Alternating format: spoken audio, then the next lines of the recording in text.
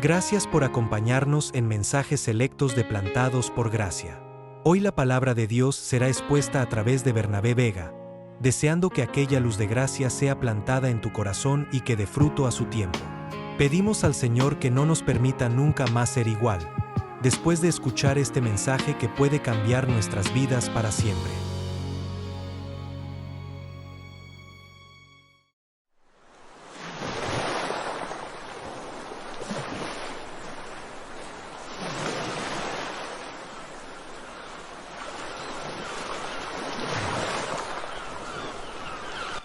He titulado a este mensaje El desayuno más hermoso.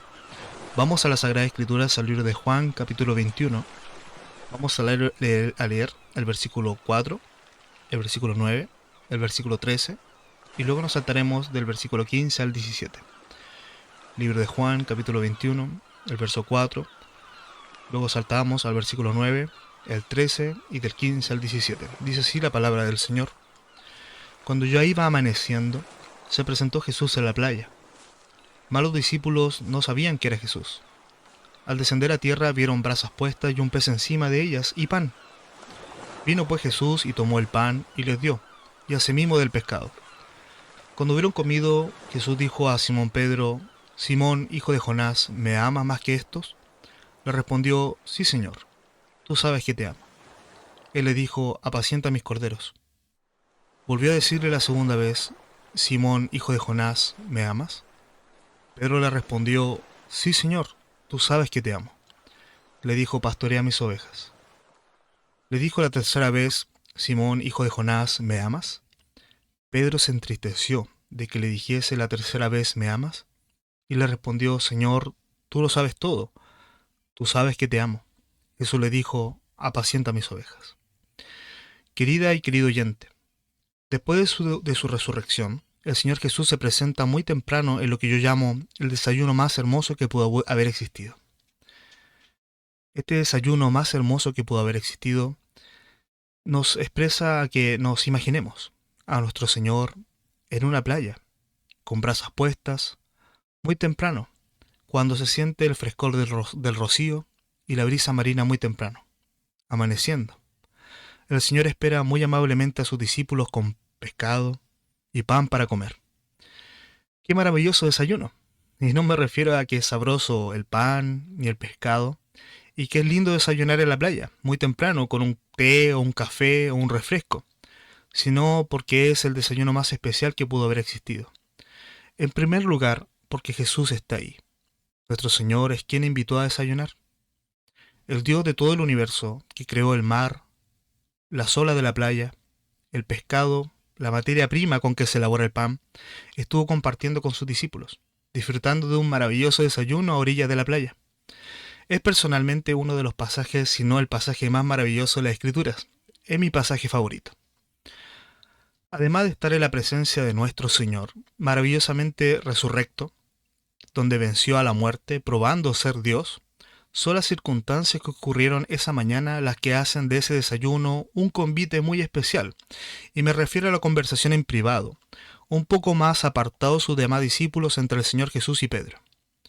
Debió ser un momento de asombro, donde las lágrimas nos faltaron, tanto de alegría y gozo por el compartir y por ver al Señor resucitado, aunque al principio no sabían que era Él, sino porque el Señor tiene una conversación muy especial y particular con el apóstol Pedro. Necesito que recuerde que antes de la crucifixión, Pedro hizo lo que muchos cristianos quizá nunca han hecho, y ojalá nunca lleguen a hacerlo, lo cual es traicionar a Jesús, negarlo, desconocer que era uno de sus aprendices, de sus discípulos, de sus seguidores, uno de sus amigos, quizá el amigo más cercano a Jesús. Desconocer a quien le había reconocido como el Cristo, el Hijo del Dios viviente, debió ser muy impactante para su vida al escuchar al gallo cantar. La palabra de Dios dice que luego que Jesús le miró, no con una mirada de reprensión, enojo o desilusión, sino que lo imagino con una mirada de amor, de comprensión, Simón Pedro salió de aquel lugar a un lugar retirado y lloró amargamente. Pasaron los días y el Señor invita a esta playa a conversar con Pedro y se presenta como el Dios de las oportunidades. Y es el tema que quiero plantear en este mensaje. No recriminando por qué me negaste, el Señor, por lo menos eso no lo menciona la Biblia, sino que le hace una pregunta sincera. Así como cuando los amigos desean confirmar una amistad, desean empezar otra vez. Y más allá de analizar las palabras en griego de lo que significa la palabra amor, en esta porción es muy interesante, donde me gustaría que considerara usted que es una mañana muy simbólica. Una mañana que expresa un nuevo día, una nueva oportunidad de la vida de Pedro. Así como puede pasar en su vida, estimada y estimado oyente. El libro de Lamentaciones, capítulo 3, del versículo 22 al 23 dice que por la misericordia de Jehová no hemos sido consumidos, porque nunca decayeron sus misericordias. Nuevas son cada mañana. Grande es tu fidelidad. Termina la porción. Y gracias a Dios, que son nuevas cada mañana. Si tenemos un nuevo día de vida, es porque el Señor ha tenido misericordia de nosotros, pese a que perfectamente podríamos ser consumidos por nuestros errores, acciones, omisiones y pecados. Pero Dios, que es rico en misericordia, según Efesios capítulo 2, versículo 4, nos extiende con amor un desayuno en la mañana. Un nuevo día, lleno de oportunidades. El Señor lo sabe todo. Uno de sus atributos es la omnisciencia. Todo lo sabe. Él sabía que Pedro le negaría, pero que volvería a andar con él. La pregunta es, ¿por qué entonces le pregunta si lo ama? La respuesta es que desea que Pedro comience de nuevo, que deje las redes de pescar y trabaje en la obra de Dios. Y el Señor en ese desayuno lleno de amor y amistad y misericordia le dice a Pedro que no importa lo que hayas hecho en el pasado, hace unos días atrás inclusive, puedes volver al Padre, así como el hijo pródigo volvió a casa. Pedro se arrepintió, y estoy seguro de ello, que al llorar amargamente es una expresión de desilusión de sí mismo como persona. Él se arrepintió y volvió a su Señor. Aún se lanzó de la barca, podemos verlo en el pasaje de Juan 21, se lanzó de la barca para encontrarse con su Señor. Él se reconcilió con su Señor. Veamos un ejemplo de la misericordia de Dios, de un corazón arrepentido. Y luego de que el salmista confiaba y tenía fe en que Dios le perdonaría, señala lo que haría cuando el Señor le perdonara. En el Salmo 51, el salmista David rompe su corazón en un ruego a Dios después de haber pecado y señala esta hermosa canción.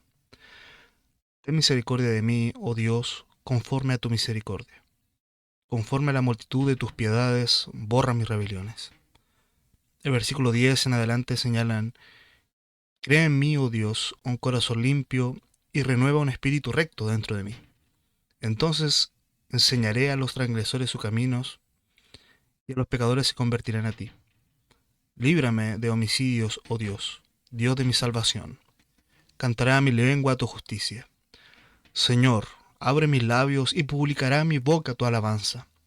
Porque no quieres sacrificio, que yo lo haría, o lo daría, no quieres holocausto. Los sacrificios de Dios son el espíritu quebrantado. Al corazón contrito y humillado no despreciarás tú, oh Dios. Expone el salmista, inspirado en el Espíritu Santo, de que en Dios encontramos una multitud de piedades, en este contexto de misericordias.